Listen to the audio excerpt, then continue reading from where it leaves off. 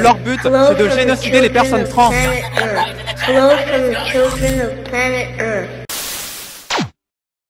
On commence avec une vidéo qui m'a été suggérée par YouTube et qui s'intitule « Révélation sur Dina Morgabine, l'héritage arabe caché de l'île de la Réunion », provenant d'une chaîne de voyage découverte appelée Djeloul en voyage. Connaissant la tendance naturelle des Algériens à s'approprier l'histoire d'autrui et à la falsifier, ça a bien entendu piqué ma curiosité. Je me demande de quel héritage arabe il peut bien parler. Je m'étendrai pas sur le contenu général de sa vidéo. C'est une vidéo découverte sans grand intérêt, un peu gnangnan dans le discours et la narration. Je lui reconnais néanmoins un certain talent de vidéaste. Il sait montrer les belles choses et les magnifier. Bref, allons au passage qui m'intéresse, ce fameux héritage arabe. Je souhaiterais d'abord revenir sur un point. Par le passé, il me semble avoir déjà évoqué dans une de mes vidéos le fait que les Arabes sont les premiers à avoir placé la Réunion sur une carte maritime au 9e siècle, île qu'ils ont nommée Dina Morgabine ou île de l'Ouest en arabe. Ils sont forts ces Arabes. En creusant, j'ai réalisé que c'est pas tout à fait ça. Dina Morgabine était mentionnée dans les récits arabes de cette époque, les navigateurs arabes ayant beaucoup parcouru cette région de l'océan Indien, et sa description générale pouvant correspondre à l'île de la Réunion actuelle. Néanmoins, les premiers à avoir placé la Réunion sur une carte, c'est-à-dire à l'avoir située et définie avec précision, sont les navigateurs portugais au début du XVIe siècle avec le planisphère de Cantinho. Venons-en à son fameux héritage arabe, le puits arabe situé dans le sud de l'île dans la commune de Saint-Philippe. Là, il enclenche le mode mytho. Le puits arabe est un site chargé d'histoire, car il a été utilisé autrefois par les marins arabes et les explorateurs lors de la découverte de l'île. Non, le puits arabe n'a jamais été utilisé par les navigateurs arabes lors de la découverte de l'île. Déjà, il ne porte ce nom que depuis les années 70. Il s'appelait auparavant le puits de Takamaka. Il a été renommé puits arabe en raison d'une vague ressemblance avec les techniques de construction arabes de l'époque. Deux importantes études scientifiques de 1972 et de 2014 sont arrivées à la conclusion que ce puits a probablement été commandé par l'administration coloniale au cours du 19e siècle. À l'époque, seules les côtes ouest et nord de l'île offraient des conditions favorables pour l'accostage car possédant des ports naturels abriter des courants et vents violents. La côte sud-sud-est de l'île, qu'on appelle également le sud sauvage, ce sont des rivages abrupts déchirés par la houle et balayés par des vents violents. D'une part, rien n'indique qu'ils auraient accosté à Dina Morgabine, et d'autre part, quand bien même il l'aurait fait pour se ravitailler en eau et en nourriture, il est improbable qu'ils soient allés creuser un puits à l'autre bout de l'île en traversant une nature sauvage particulièrement hostile. Il y a des faits historiques, aucun vestige de présence arabe n'a jamais été découvert sur l'île, donc jusqu'à preuve du contraire, ils ne s'y sont jamais établis, même temporairement. Aussi, il faut se remettre dans le contexte. C'était des commerçants. Leur but était de trouver de nouveaux marchés pour des échanges commerciaux, pas d'aller crapahuter dans la jungle sur une île déserte pour le fun. Le plus drôle, c'est que sur le panneau descriptif du puits qu'il filme lui-même, il est écrit que ce puits n'est absolument pas arabe et qu'il a été construit au 19e siècle. Bref, mytho un jour, mytho toujours, j'ai envie de dire. Trisomie. D'ailleurs, j'adore ce commentaire sous la vidéo. On est pas mal d'Algériens à la Réunion, blablabla, il y a une certaine ressemblance en termes d'accueil et de sens de la famille. Déjà, le pas mal d'Algériens à la Réunion, permettez-moi d'en douter. En 45 ans de vie à la Réunion, je n'en ai jamais croisé un seul. Ils doivent être très discrets, j'imagine. Je veux bien croire qu'ils aient un sens de la famille développé en Algérie, mais sens de l'accueil, permettez-moi là encore d'en douter. S'ils sont si accueillants, pourquoi il n'y a qu'un peu plus de 3 millions de touristes par an en Algérie, dont un tiers composé par la diaspora algérienne à l'étranger? L'Algérie est 948 fois plus grande que la Réunion, et pourtant il n'accueille que 6 fois plus de touristes que la Réunion chaque année. S'ils sont si accueillants, ça devrait attirer les touristes du monde entier en masse, non? Ouais, c'est pas faux. Deuxième info en vrac, une certaine frange des féministes françaises et des apostats de France sont en ce moment mobilisés pour protester contre la détention de la militante féministe marocaine Ibtissam Lachgar par le pouvoir marocain depuis quelques jours après qu'elle ait publié sur les réseaux sociaux une photo d'elle portant un t-shirt à la lesbienne.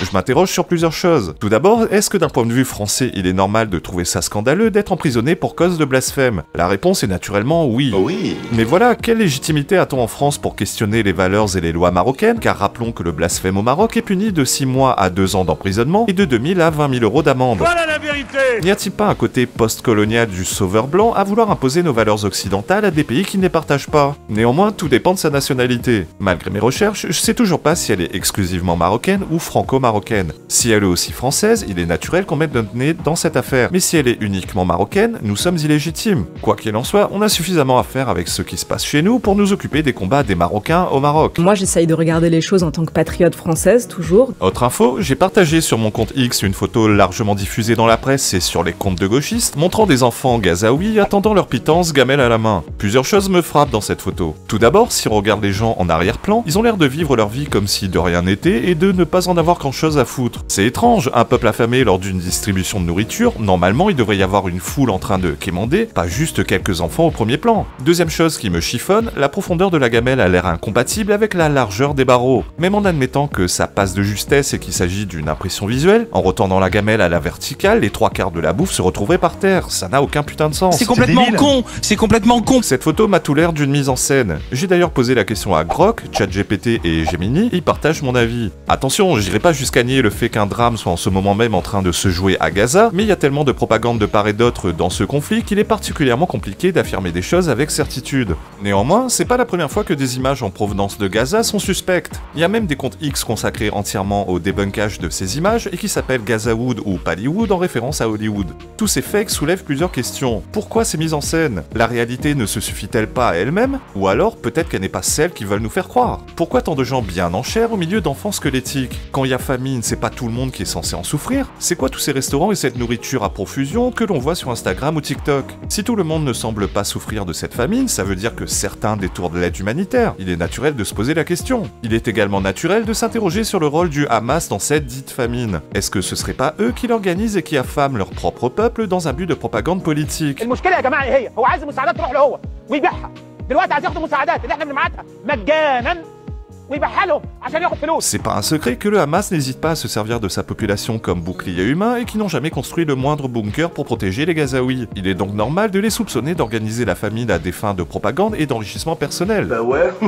Quoi qu'il en soit, tout le monde connaît l'histoire du petit garçon qui criait au loup. À force de manipuler l'opinion, faut pas s'étonner si plus personne les croit et soupçonne une mise en scène à chaque nouvelle image provenant de Gaza. À Noisy-le-Sec, en Seine-Saint-Denis, le maire PCF de la commune, Olivier Sarabérouz, a dû annuler la projection du film Barbie en raison de menaces d'une quinzaine d'individus. Selon eux, le film ferait l'apologie de l'homosexualité et donnerait une image dégradante de la femme. Comme il fallait s'y attendre, les médias qui penchent à gauche font tout un tas de contorsions pour ne surtout pas nommer le problème. La députée LFI Aurélie Trouvé évoque des menaces violentes mais ne nomme pas cette menace. Le torchon L'Humanité a réussi l'exploit de ne pas mentionner une seule fois ni le mot islam ni le mot musulman. Mieux, ils ont réussi à y caser l'extrême droite. Mais je tombe des nues. Comme si on ne savait pas qui en France a un problème avec l'homosexualité, au point de vouloir interdire la projection d'un film pourtant catégorisé grand public. Découvre vite Barbie Spizdicunas. Le maire de la commune, quant à lui, nous prend pour des cons. Je cite, « Ces menaces ont été motivées par des arguments fallacieux, traduisant l'obscurantisme et le fondamentalisme instrumentalisés à des fins politiques. Mais des menaces de qui? De quel obscurantisme parle-t-il? On le saura jamais, puisque lui aussi est effrayé à l'idée d'évoquer la menace qui se matérialise concrètement sous ses yeux. Ce sont des musulmans qui imposent la loi islamique. Point. Tout le monde sait. Il va même plus loin en déclarant ne pas avoir cédé à la pression, mais avoir agi en tant que maire responsable pour la sécurité des agents et des familles. Laurent Berger, qui est membre du gouvernement, qui de son côté estime, je cite, qu'il ne faut jamais céder aux tentatives d'entrisme. Qu'est-ce que vous lui répondez? J'invite Aurore Berger à devenir élu municipal, voire maire, pour pouvoir mesurer la différence entre céder et puis être un maire responsable ou une maire responsable.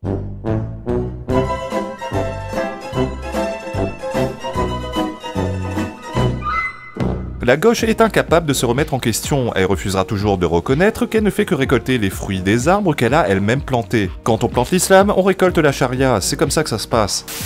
On termine avec une vidéo d'une chaîne à laquelle je suis abonné, Canal Crime. Cette chaîne est, comme son nom l'indique, dédiée aux affaires criminelles, principalement en France. Le titre de la vidéo, Pourquoi tue-t-on les Français sur cette île de rêve? Rien qu'avec ce titre, j'ai compris tout de suite de quelle île il s'agit, Madagascar. La Réunion et Madagascar étant liés par l'histoire, la culture et la relative proximité géographique, environ 900 km nous séparent, c'est-à-dire un peu moins de 2 heures d'avion, les Réunionnais ont toujours été plus ou moins informés de ce qui se passe chez leur deuxième voisin le plus proche après l'île Maurice. Je savais aussi qu'elle serait le sujet de la vidéo, un énième cas de Français installés à Madagascar qui ont fini trucidés. Madagascar a toujours été un lieu de prédilection pour les métropolitains qu'ils viennent directement de métropole ou qui souhaitent installer à la Réunion. Madagascar, c'est un environnement naturel d'exception où tout reste à faire au niveau économique et développement. Mais voilà, Madagascar c'est aussi, selon la Banque mondiale, le 3e pays le plus pauvre du monde derrière le Soudan et le Burundi. Tout Réunionnais qui se respecte sait que ce pays est très dangereux et qu'on y va à ses risques et périls. D'ailleurs, depuis tout petit, j'ai toujours entendu que la pire des choses qu'un Réunionnais souhaite pour son fils, c'est qu'il se mette en couple avec une Malgache, ces dernières ayant la réputation d'être plus vénales que n'importe où ailleurs.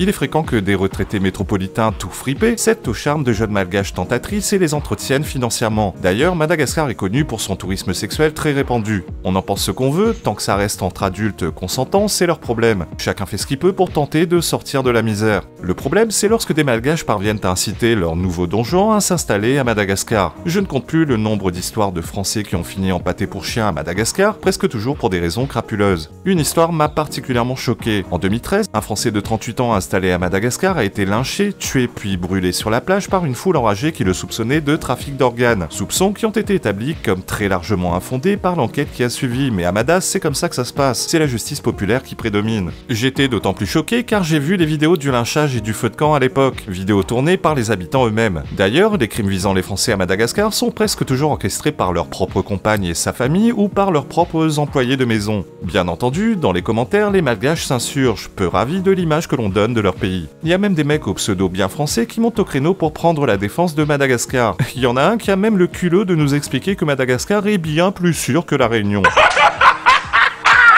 Bien entendu, il faudrait le croire sur parole. Néanmoins, c'est pas vraiment ce que disent les sources officielles. Le taux d'homicide est 4 fois plus élevé à Madagascar qu'à La Réunion, et encore, les sources précisent bien que les chiffres concernant Madagascar sont très largement sous-estimés, car comme dans tout pays du tiers-monde, les seules sources officielles ne proviennent pas du pays lui-même, mais d'ONG internationales. Bref, ils peuvent faire toutes les contorsions rhétoriques et sémantiques qu'ils veulent, Madagascar est un des pays les plus dangereux et les plus corrompus de la planète. C'est un fait et tout le monde le sait. C'est de la merde. Подружки дымятся, подружки скучают, да.